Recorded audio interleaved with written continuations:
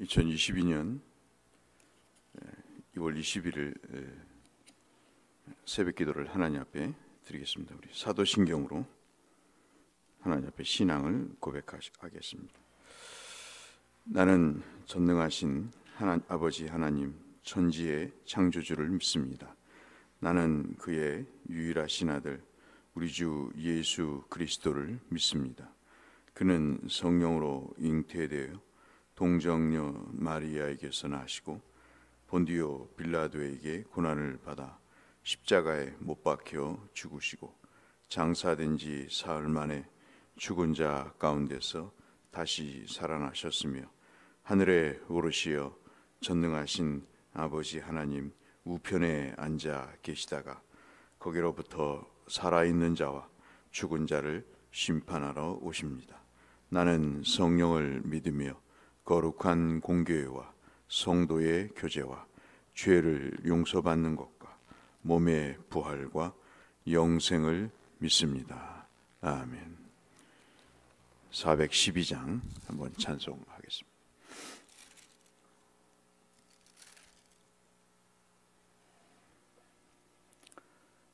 (412장) 내 영혼의 극히 깊은 데서. 찬송 412장입니다. 내 영혼의 극히 깊은 데서 맑은 가락이 울려 나네.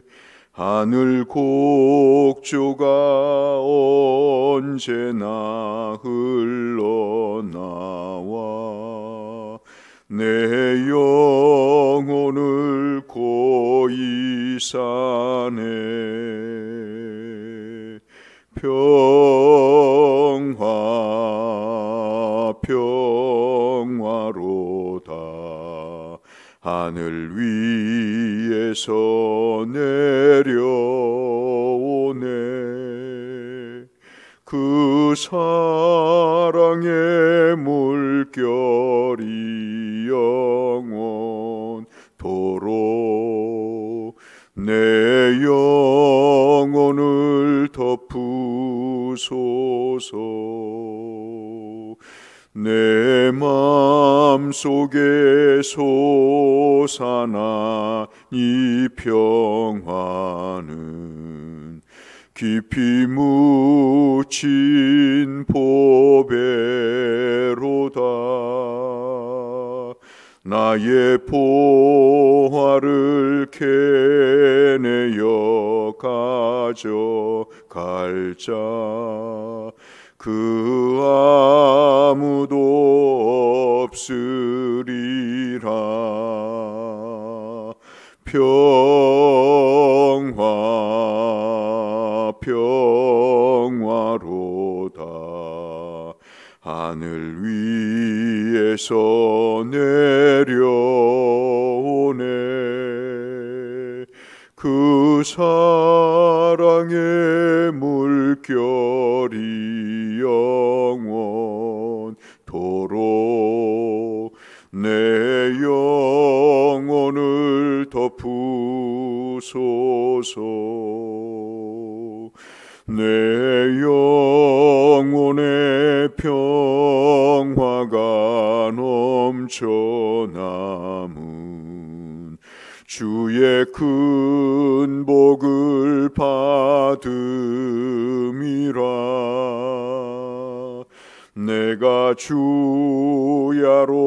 주님과 함께 있어 내 영혼이 편히 쉬네.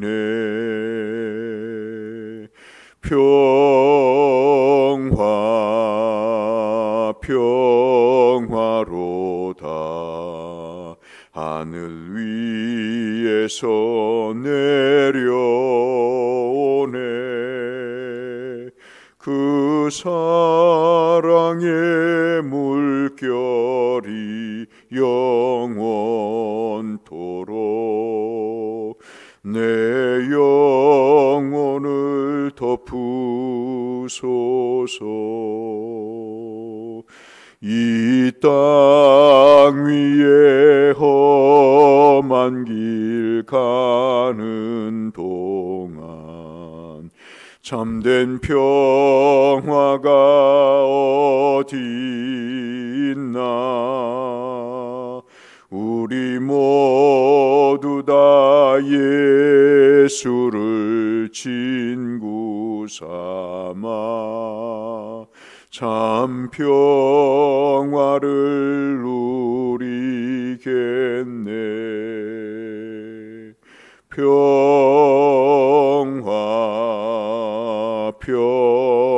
평화로다.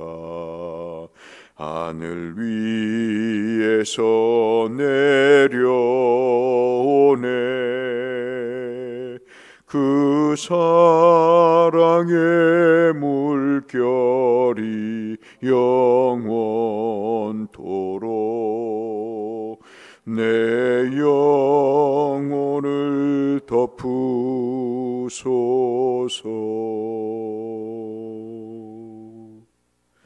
아멘. 오늘은 그동안의 성경 통독을 잠시 중단하고 자녀를 위한 말씀을 이 한 주간 보기로 했는데요. 창세기 잘 아시는 22장 말씀을 이 아침 보겠습니다. 창세기 22장 16절에서 20절의 말씀입니다.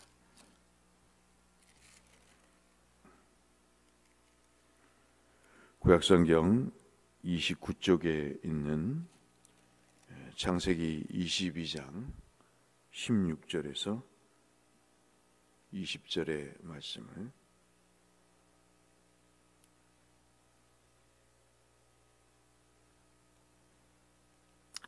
19절까지의 말씀만 보겠습니다.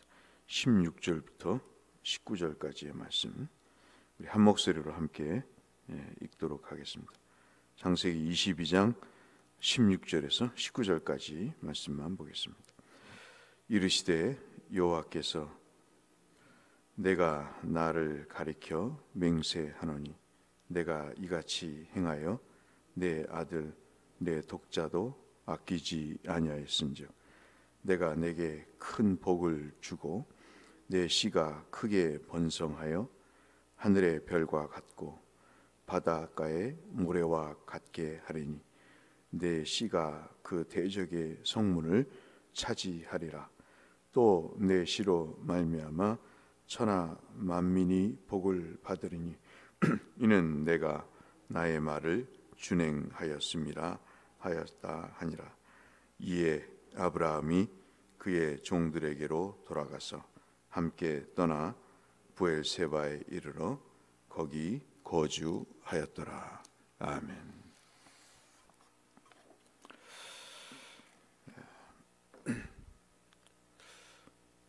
오늘부터 우리가 살피는 자녀를 위한 또 자손들을 위한 기도의 제목을 우리가 살펴보면서 오늘부터 함께 나누는 말씀에 대해서 우리가 함께 좀 깊이 생각을 해보고 어떠한 방향을 좀 잡는 것도 우리에게 유익하다 이렇게 볼 수 있겠습니다. 결혼을 하면 완전히 삶이 달라져서 자녀 중심이 되는 것이 기정사실이죠. 핸드폰부터 시작해서 모든 관심사나 생활 방식이나 살림살이 모두가 자녀를 중심으로 하게 되죠.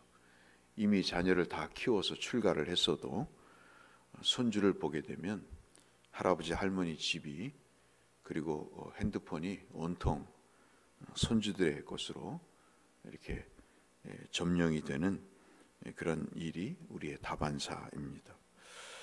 카톡 프로필 사진을 보면 벌써 내 사진은 온데간데 없어지고 손주들 사진으로 영상으로 가득 차 있는 것을 보게 됩니다. 이렇게 부모의 삶이 바뀌고 자녀의 중심으로 변화되는 것은 일반적인 기정사실이고 또 자연스러운 일이죠.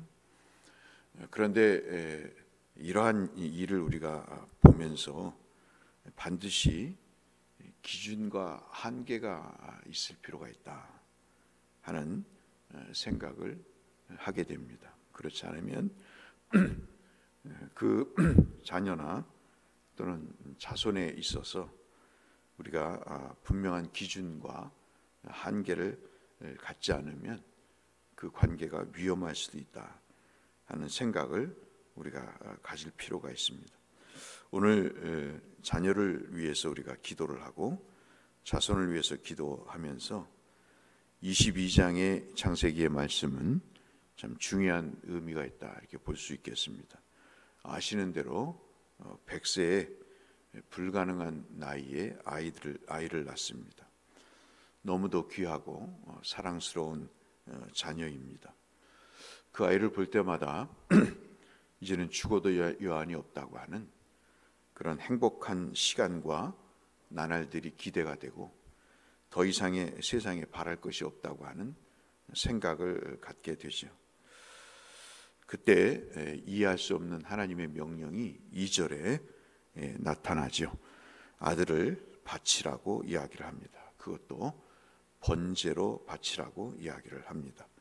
아시다시피 번제라고 하는 것은 다 태워서 각을 떠서 태워서 드리는 정말 잔인하기 그지없는 그런 제사이고, 이때 당시에 인신매매, 인신제사에 관한 내용들을 언제 설교 때 말씀드렸다시피 이방 사람들이 가장 선호하고 부귀영화를 누림에 있어서 6개월 된 아이를 바치는 그 풍습이 모든 풍요의 지름길이라고 하는 생각을 갖고 있던 터라 이 자녀를 바친다는 것은 이때 당시에 일반적인 상식적인 얘기였지만 받아들이기가 쉽지 않은 그런 내용이었습니다. 그런데 이미 1절의 말씀을 보시면 아브라함을 하나님이 시험하시고자 이렇게 하신 것으로 말씀이 기록되어 있습니다. 우리는 상황을 알지만, 그 종국을 알지만, 결말을 알지만 아브라함은 모르고 있는 상황이죠. 사람이 모른다는 것이 이렇게 참 혼란스럽고 끝을 모른다는 게 과정이 갖는 의미, 이런 일이 벌어진다는 그 의미가 잘 이해되지 않기 때문에 힘들어지는 것인데, 상황을 전혀 모르는 아브라함이 둘 중 하나를 선택해야 되는 그런 상황에 놓이게 됩니다. 하나님의 명령을 따라야 될지 아니면 아들을 구해야 될지 하는 그런 상황이 놓여 있습니다. 하나님 편에서 보면 결코 하나님은 악으로 사람을 유혹하는 것이 없기 때문에 아마도 아브라함의 한 구석 속에 지금까지 100세가 돼서 오시면서 갈대아 우르를 떠나 지금까지 오면서 아마도 아브라함에게 있어서는 조금은 하나님에 대한 인식이 있었을 것이다 이렇게 생각이 됩니다. 여러분 성경을 읽으실 때 보시면 군데군데 이해할 수 있도록 힌트를 주고 계신데 1절도 그런 말씀이죠. 하나님이 믿음을 시험하시기 위해서 그렇게 하신다는 것도 하나의 힌트라고 볼 수 있고, 이 모세가 이거를 쓰면서 하나님에 대한 믿음에 대한 중요한 한 가닥을 우리에게 제시하기 위한 또 의미가 있기 때문에 이런 표현을 쓰게 되는 것이죠. 좌우간 다음 날 일찍이 일어나서 아들과 종들과 함께 그 제단에 쌓을 나무와 그런 모든 장비를 준비하고 3일 길을 떠나게 됩니다. 사실 복잡한 신경으로 떠났지만 이때까지만 해도 아브라함에게 있어서는 다시 선택할 수 있는 길이 있는 것이죠. 3일 길을 가는 동안 적어도 3일 정도는 선택할 수 있는 그런 시간적 여유가 있는 것입니다. 다시 돌아가면 되는 거죠. 돌아가면 아이를 살릴 수 있는 그런 길이 일반적인 입장에서 보면 있는 것이죠. 그런데 5절이 우리가 참 여러분 이 말씀이 중요한 힌트 중에 하나라고 볼 수 있는데 5절을 한번 보시면 우리가 평소 그냥 지나쳤던 표현 중에 중요한 단어 하나가 우리의 눈길을 사로잡습니다. 5절을 우리 한번 같이 한번 읽어보실까요? 함께 읽겠습니다. 이에 아브라함이 종들에게 이르되 너희는 나귀와 함께 여기서 기다리라. 내가 아이와 함께 저기 가서 예배하고 우리가 너희에게로 돌아오리라 하고. 두 가지 내용이죠.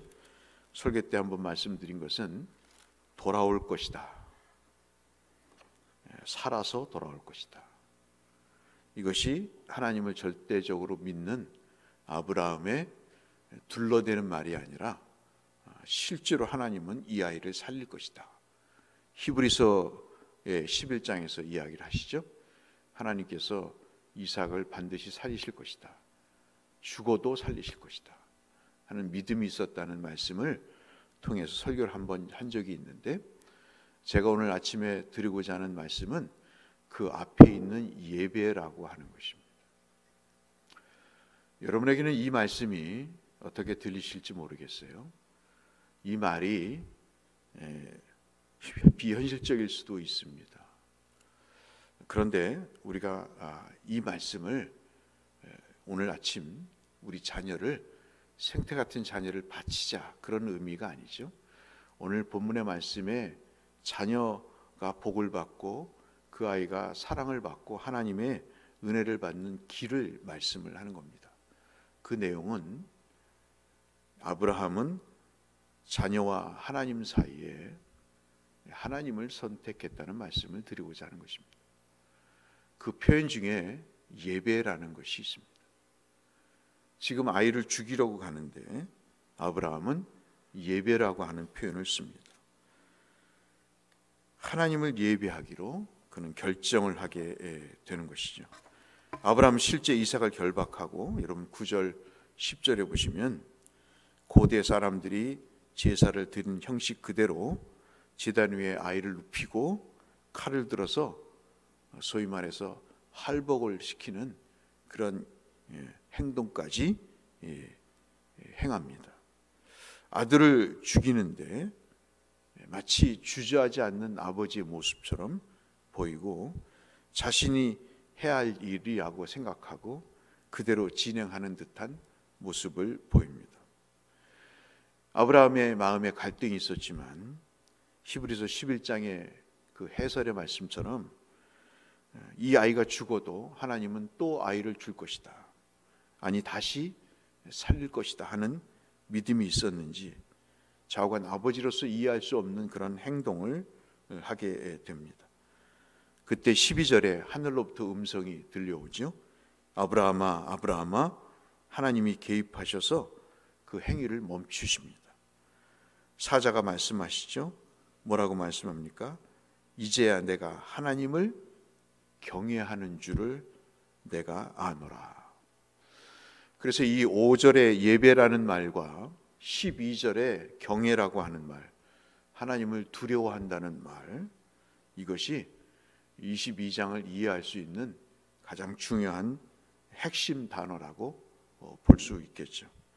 결국 모세는 이 22장을 통해서 아브라함이 무조건적으로 하나님을 선택한 것이 아니라 하나님께 예배하는 것과 그분을 경외하는 것을 그런 선택의 기준으로 삼았다 하는 것을 말씀을 하고 있는 것입니다.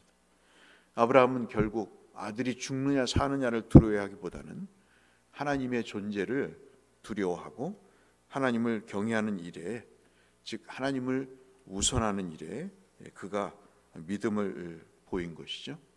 그래서 여러분 오늘 17절 18절 말씀이 그 하나님을 예비하고 경외하는 사람의 결과를 말씀하시는 내용이 17절부터 18절까지 내용입니다. 그래서 오늘 본문의 교훈은 자녀가 잘 되기를 바라는 우리 모두의 삶에 있어서 한 가지의 원칙을 말씀을 하는 거죠. 갈등이 있을 수 있습니다. 저도 그렇습니다. 그러나 큰아이에게도 그 얘기를 종종 하는 말은 하나님을 우선하지 않고는 결코 사람이 성공할 수가 없다는 거예요. 그 아이가 듣든 안 듣든 그 이야기를 합니다. 반드시 하나님에 대한 예배를 드리고자 우선하지 않을 때 그 사람의 삶은 그냥 그렇게 사는 것입니다. 그러나 하나님께 예배와 하나님을 경외하는 것을 우선할 때 하나님은 누구에게든 어떤 출신 성분이든 하나님은 17절 18절에 복을 허락해 주시고 하나님의 그 역사를 이끌어 가시는 것이죠. 여러분, 우리가 이 말씀을 정말 믿어야 됩니다. 믿고 하나님께 기도해야 됩니다. 여러분, 사무엘상 2장 29절 30절을 보시면 엘리 제사장이 나오고 홈리와 비느하스가 나오죠. 아브라함과 정반대의 두 아들이 있었지만 그러나 그는 하나님을 제사하고 하나님을 예배하고 하나님을 경외하는데 그들은 그것을 무시하고 헌신자같이 여깁니다. 결국 그의 삶과 그의 가문은 멸망지화에 이르게 멸문지화의 그 상태에 이르게 되는 것이죠. 아브라함은 어떻게 이렇게 할 수 있었을까? 아브라함의 고백 속에 나타납니다. 여러분, 8절 말씀이죠. 저는 여러분에게 이 아침에 8절 말씀을 아브라함의 고백으로 소개해드리고 싶습니다. 그리고 여러분의 자녀를 위한 기도 제목으로 삼으시기를 바라죠. 아브라함의 한 말을 함께 읽으면서 우리의 고백으로 받으셨으면 좋겠습니다. 8절 같이 읽겠습니다. 아브라함이 이르되 내 아들아 번제할 어린 양은 하나님이 자기를 위하여 친히 준비하시리라 하고 두 사람이 함께 나아가서 아들에게 결코 하나님은 잔인한 분, 아들을 바쳐야 직성이 풀리는 그런 진노의 하나님으로 신으로 교육하지 않습니다. 아브라함에게 있어서 하나님은 생명을 주관하시는 분을 넘어서서 선하신 분, 사람에게 잔인하게 역할을 하시는 분이 아니라 하나님이 사람을 위해서 예비하시는 그러한 하나님으로 자녀에게 고백해 하시고 인생을 예비하게 하시는, 인간의 삶을 위해서 무언가를 예비하게 하시는 그런 하나님임을 말씀을 하십니다. 여러분, 오늘 돌아가셔서 8절 말씀과 17절 18절의 말씀을 한번 비교해 보시기 바랍니다. 아브라함이 둘러대는 역시 말로 얘기했을까요? 그에게는 선하신 하나님이 마음속에 각인되어 있었던 것입니다. 갈대아 우르를 떠나서 지금까지 하나님을 속이고 자기가 살고자 자녀의 그 모든 부귀영화와 그리고 자기의 목숨을 위해서 자기의 아내를 누이라고 속이면서까지 자기의 목숨을 부지하고자 했던 그런 존팽이의 삶에서 그는 하나님을 알아가기 시작한 겁니다. 아무리 어려운 상황에서도 하나님은 택한 백성을 위해서 예비하시는 것, 선하게 역사하시는 것, 화가 아니라 복을 주시기를 원하시는 것, 그런 하나님을 그는 알았기 때문에 이런 갈등과 위기의 순간에서도 순간순간 5절과 8절과 이 말씀의 내용들을 통해서 볼 때 그는 하나님에 대한 믿음이 있었음을 우리가 볼 수 있는 것이죠. 하나님을 섬기고 선택하는 것이 자녀를 위한 최고의 기름을 우리가 기억하면서 오늘 하나님 앞에 자녀를 위해서 부르짖고 기도하시는, 그래서 17절 18절에 복을 누리시는 우리 자녀들을 위해서 하나님을 선택했을 때 주께서 어떤 것을 준비하실지, 어떤 순양이라고 하는 상징적인 것을 준비하실지 우리가 기대하고 하나님 앞에 구하는, 하나님을 선택하셔서 우리 자녀들의 앞날이 형통하게 되는 그런 은혜를 누리시는 모든 성도님들 되시길 주의 이름으로 축원합니다. 거룩하신 아버지 하나님, 이삭을 바치는 이 짧은 말씀을 이 짧은 시간에 살펴봤습니다. 자녀가 하나님 앞에 복받기를 원합니다. 사람에 의존하지 않고 하나님이 그 길을 형통하게 하시는 일에 부모의 역할이 얼마나 중요한가를 우리에게 교훈하신 말씀을 짚어봤습니다. 이 말씀이 우리의 기도 제목이 되게 하시고 하나님 특별히 순양을 준비하시겠다고 고백했던 아브라함의 고백이 우리의 고백이 되고 우리의 소망이 되고 우리가 우리 자녀들을 생각할 때 기대가 되는 우리의 심장이 뛰는 하나님의 예비하신 것이 무엇인가를 기대하는 믿음의 고백의 말씀이 되게 하여 주옵소서. 예수님 이름으로 기도 올리옵나이다. 아멘. 하늘에 계신 우리 아버지, 아버지의 이름을 거룩하게 하시며 아버지의 나라가 오게 하시며 아버지의 뜻이 하늘에서와 같이 땅에서도 이루어지게 하소서. 오늘 우리에게 일용할 양식을 주시고 우리가 우리에게 잘못한 사람을 용서하여 준 것 같이 우리 죄를 용서하여 주시고 우리를 시험에 빠지지 않게 하시고 악에서 구하소서. 나라와 권능과 영광이 영원히 아버지의 것입니다. 아멘. 하나님의 풍성하고 온전하신 축복이 여러분 모두 자녀와 자자 손손에게 임하시기를 축복합니다. 우리 하나님 앞에 함께 기도하며 나가도록 하겠습니다. 감사하신 아버지 하나님, 우리의 삶에 귀한 말씀으로 역사하시고 하나님 우리에게 기도할 수 있는 믿음의 근거가 되는 말씀을 주심을 참으로 감사합니다. 이 아침 자녀들을 자손을 생각하며 하나님 앞에 기도하기를 원합니다. 주여 은혜를 베풀어 주시고 아브라함에게 주셨던 그 복이 저희들의 자녀들에게 주시는 복이 될 수 있도록 주의 역사해 주시고 무엇보다도 오늘 내일 살펴볼 하나님 자녀에 있어서 부모의 역할과 그 하나님 행위가 얼마나 중요한가를 주님 생각하게 해보는 말씀을 저희들이 교훈받아서 이 말씀을 근거하여 하나님 앞에 주님 나아갈 때 자녀들이 주여 기대할 수 없었던 세상이 줄 수 없는 하나님의 은혜와 복을 누리는 선택받은 주님의 자녀들의 삶이 될 수 있도록 주여 저희들의 기도에 응답하시고 하나님의 선하신 능하신 온전하신 역사를 주여 이루어 주시옵소서.